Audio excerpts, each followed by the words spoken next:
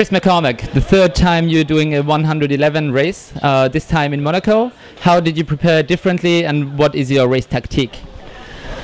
Well, since the last race, I got absolutely slaughtered by Philip Graves and some of the boys there, and you know, in Worms I was a winner. So I've shared both emotions of the 111 series, and you know, this race is going to be very, very difficult. It's Monaco. Everyone knows from the water the only way out is up.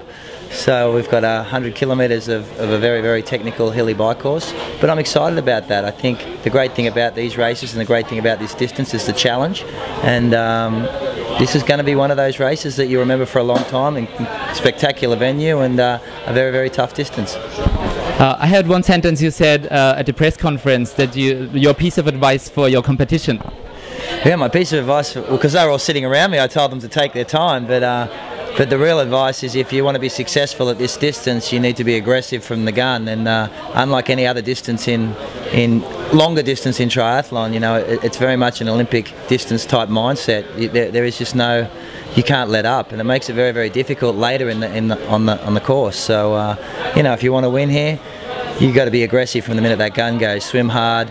Be very, very aggressive on that bike ride, because you can't give up time. You don't have enough real estate on that run to make up any issues that you have on the bike. So yeah, you want to win, you better go hard.